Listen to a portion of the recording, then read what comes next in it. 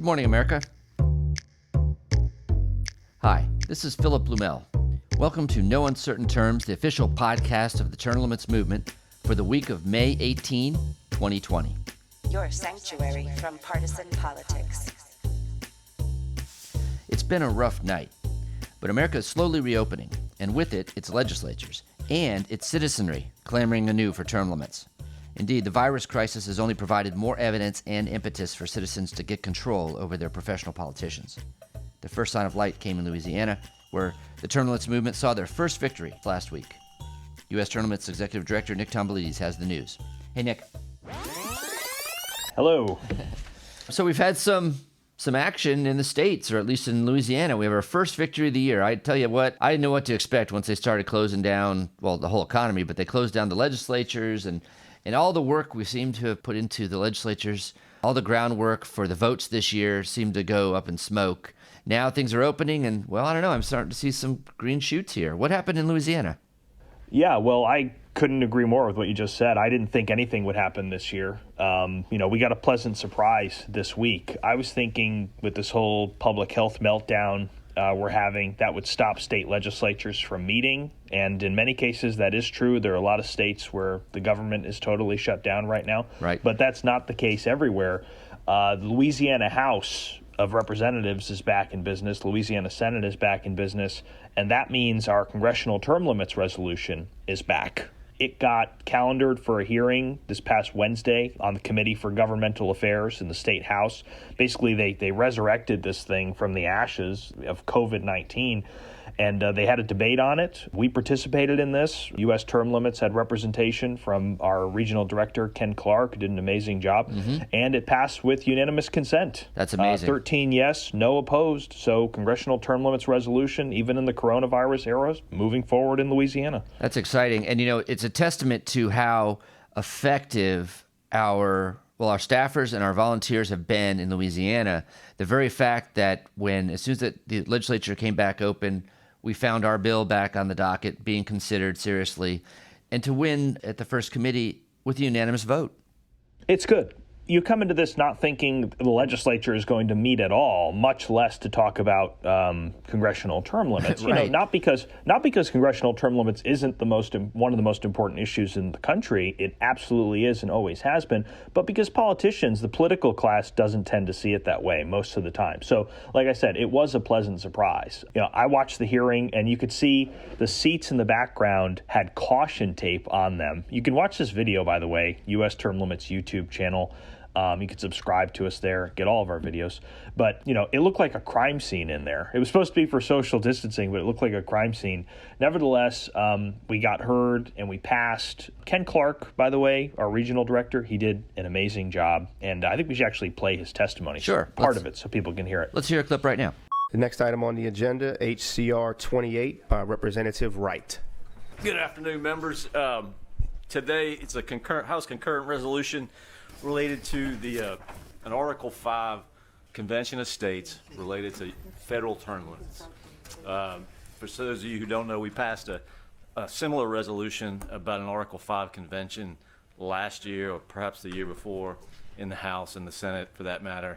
I am here on behalf of, or in conjunction with a group called U.S. Term Limits, and I'm happy to answer any questions, but certainly we have people related to that organization be happy to talk about it too. So, Representative Farnham. Thank you, Mr. Chairman. I want to, I think everybody that knows me well knows that I'm very much an advocate of term limits for everybody that is an elected official in this country. So I thank you for bringing this forward, and at the appropriate time I would move for favorable passage. Representative Horton. With term limits, we always felt that our votes were term limits. So do you not trust the people to vote correctly? Is that why you support term limits? Mr. Clark, just state your name and address for the record. My name is Ken Clark. I'm from Hilton Head, South Carolina. I am a regional director for U.S. Term Limits. Mr. Chairman, through you, that's a terrific question. And a lot of people do believe that elections are, in fact, term limits, and I do trust the people. The only problem is that the power of incumbency today is so overwhelming that most qualified candidates that would run against an incumbent simply can't raise the money. To get out of the gates, it requires $4 million in a typical race to run against an incumbent congressman. And to give you an example of what I'm talking about, Congress right now has roughly a 13% approval rating. The reelection rate is over 94%. 94%. It is next to impossible to win an election against an incumbent. They have so many advantages. Money, they can send out mailers to their district on the taxpayer dime over and over and over again. And it's really the only way to get rid of an existing member of Congress is through death or indictment. Thank you. Thank you so much. I loved the line about incumbency. Yeah. He said something like, the only way you can bring a congressman home now is through death or indictment. I was laughing hysterically at that. That was good. And, there was some laughter in the chamber, too. That was funny. Yeah, the committee loved that one, too. And, you know, one thing we also saw in this hearing, it's like one of the rare things in politics, real humility in an elected official. We have a sponsor there, Representative Mark Wright. You know, they have term limits in Louisiana, so he's elected under that. And he admitted in his testimony when he was saying why he supports term limits that there are a lot of people in his district who could do the job as well as he can, and that there are lots of great people in congressional districts who could serve, you know, just as well as Steny Hoyer or Peter King just or any as well of these. As. Yeah. Right. Yeah, of course, at least as well as, or any of these windbags, basically, who've been in office since the dinosaurs roamed the earth. But you rarely see that. That is refreshing honesty in an elected official, and I think that powerful statement is really what pushed this forward with really little debate. I was impressed, too, that most of the comments from the legislators were informed. It was clear that they'd gone over this and talked to our people and looked at some of the opposing arguments. And you didn't see a lot of wacky stuff come out of left field. You know, in the early days of this, I guess about 2.5 years ago, 3 years ago, when we started this idea to try to call for an Amendment 5 amendment writing convention, you'd get some really off-the-wall comments, things, people that didn't have any idea what they're talking about. They had some vague ideas they've heard by some radical conspiracy nuts in their district or whatever. Yeah, we're seeing less and less of that as the word is getting out, as legislators are looking at this, as they're talking to our volunteers and hearing from the citizens. And so I really thought that was reflected in this hearing right now. It was. You can tell there wasn't a lot of trailblazing that had to be done in this hearing. Most of the legislators were super educated on term limits, super educated about how the state Article 5 convention process works. And I think that's a credit to, you know, all the unsung heroes in the term limits movement, the people that you don't really hear about every day, but who are making a difference. You know, I'll give you an example. Les Chambly, who works on our pledge team, you know, many, many months ago, I think last year before the elections in Louisiana, got a pledge from a state representative candidate named Barry Ivey. And, you know, Les does this every day. He gets all kinds of pledges. He's always calling candidates, asking them to commit to term limits. And you don't really know, you know, when that's going to bear fruit. But it absolutely did in this committee, because Representative Ivey got up there on the dais and he said, you know, I don't know how I feel about local term limits, but I'm for federal term limits, and I signed the pledge and I'm going to keep my word. Yeah. So the pledge has a huge impact in everything our volunteers, our employees, our staff at U.S. Term Limits do has a huge impact. Even Mark Wright, the sponsor, when he got up there, he said, I'm here today working alongside a group called U.S. Term Limits. So if this organization, if this grassroots phenomenon that we have didn't exist, this wouldn't be happening right now. We wouldn't be taking this huge leap forward in a state toward getting congressional term limits. So it's like the Les Chamblys of the world, and Ken Clark, and, you know, even our volunteers in Louisiana like Lee Neer and other people like that, making such a huge impact. Thank you, everyone who's been a part of this. Absolutely. Thank you. Thanks for bringing up the pledges, too, because I doubt that we would ever get a hearing on this if we didn't have so many legislators in Louisiana who had to stop, make a decision, and then commit to whether they're going to support it or not. And, of course, I don't have the exact number in my head, but we have an enormous number of legislators in Louisiana who have done just that and put pen to paper and said, okay, yeah, you know what, I'm on board. I'm going to support this. So the pledge process works. Hi, this is Scott Tillman, the National Field Director with U.S. Term Limits. We ask candidates for state legislature to sign a pledge that will help us term limit Congress. Last week, we had 71 state legislative candidates sign this pledge. I pledge that as a member of the state legislature, I will co-sponsor, vote for, and defend the resolution applying for an Article 5 convention for the sole purpose of enacting term limits on Congress. The COVID-19 situation has led to an increase in the number of candidates signing the pledge. In January, we had 74 signers, February 92, March 105, then in April 145. Now, in just the first 2 weeks of May, we've already had over 170 candidates sign. We're getting more pledges for a couple of reasons. Candidates are easier to reach because they're home rather than out campaigning. And because candidates are unable to be knocking doors, they're looking for creative opportunities to connect with the voters. Signing the pledge is a great way for candidates to connect with voters who support term limits. Now is a great time for you to contact candidates in your area and ask them to sign the term limits pledge. Phil will be giving some instructions later in the podcast on how you get your legislator to sign the pledge using Facebook. Please take action to help us term limit Congress. Another topical controversy involving term limits, Nick, is with the World Health Organization, the WHO, which is an agency of the United Nations. And it's been caught up in controversies, of course, for a long time. It's seen as very corrupt, very partisan. But it's had tragic results this year when the organization dragged its feet and sat on information about the human-to-human transmission of COVID-19. This was at the beginning during China's deny everything phase. And the info was coming about this human-to-human transmission from Taiwan, which is, of course, China's nemesis. And for purely political reasons, the WHO parroted the Chinese line and wouldn't even consider engaging Taiwan. And, of course, the result was that we lost weeks and who knows how many deaths. And this is a controversy that is subsuming the WHO, and it could lead to a loss of funding from its largest backer, which is the United States of America. So, big deal. Now, how does that relate to term limits? Well, experts are starting to say, what's wrong with this organization?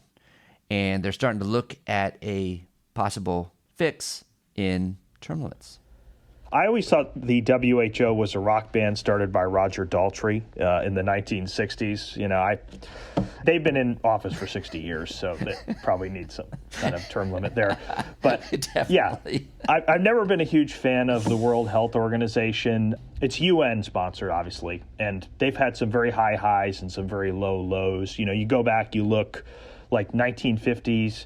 I think they were one of the leaders in helping get rid of smallpox. But as you said, more recently, they've become more political and they've become more corrupt. You know, nowadays they spend $200 million on travel, you know, luxury hotels, first class airfare, all that. That's more than they spend on really fighting a lot of these big diseases.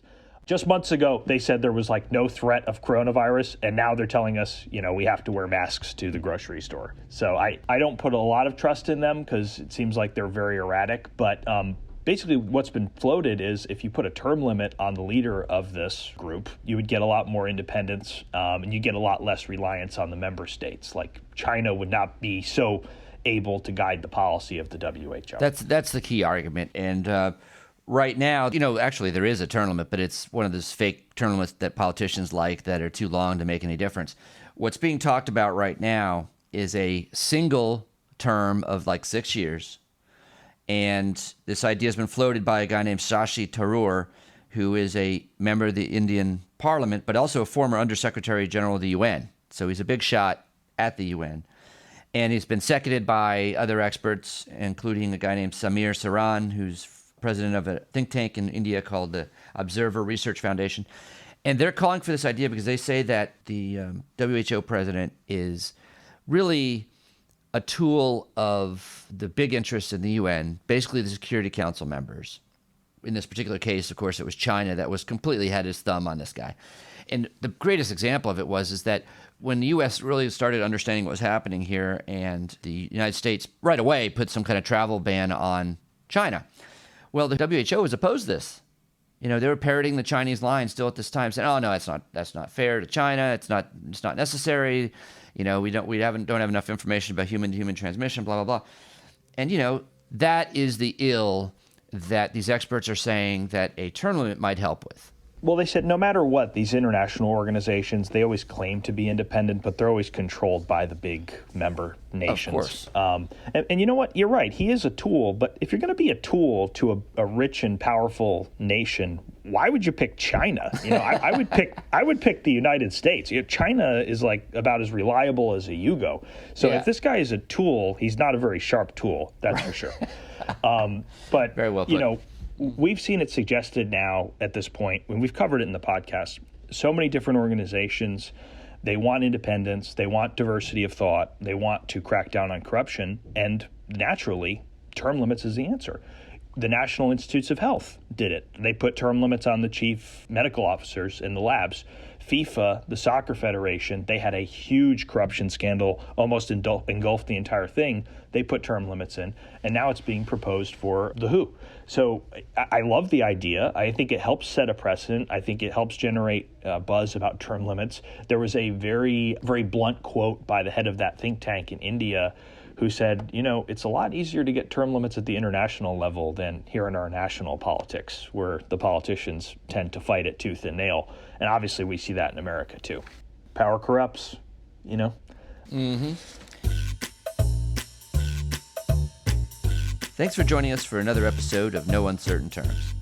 We've been reporting on how U.S. Term Limits has redirected its efforts during this period of shutdown to collecting pledges from legislators in preparation for next year's legislative sessions, in which we'll once again be in the nation's capitals pushing term limits convention bills. So are you on Facebook? Because if so, you can help.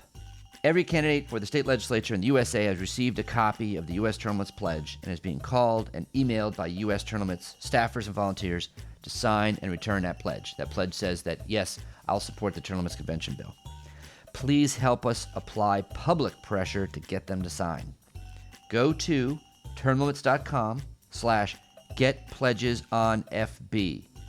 There, you will find instructions on how to determine who your state legislators are, who is opposing them in the primaries, and then later the general elections. And then for each candidate, you'll see a link for their Facebook campaign page. They all have one.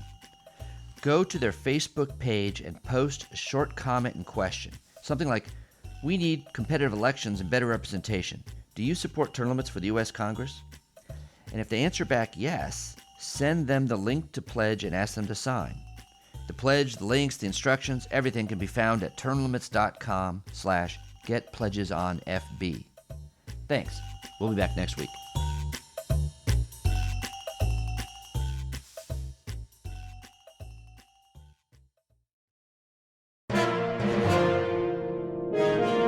USTL.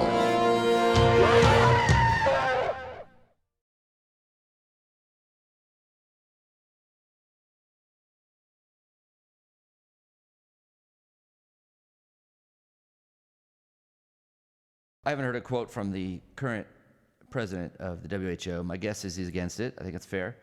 But I would like to make an attempt to say his name if I could. Go ahead. President Tedros Adhanom Ghebreyesus. Dr. President. Ooh, I missed that. Darn it. This guy insists on being called doctor. Really? Okay. Yes. Is he actually a doctor? He has a PhD, so yes, but he's not a medical doctor. Yeah, you would think as the head of the WHO. No, I wouldn't think that. I think that it would, somebody was appointed to that role for purely political reasons. I would be surprised if they actually were a doctor, because yeah, you're right. if they were a doctor, it'd probably be involved in the medical field in somehow, or maybe actually curing and trying to help people around the globe. Anyway.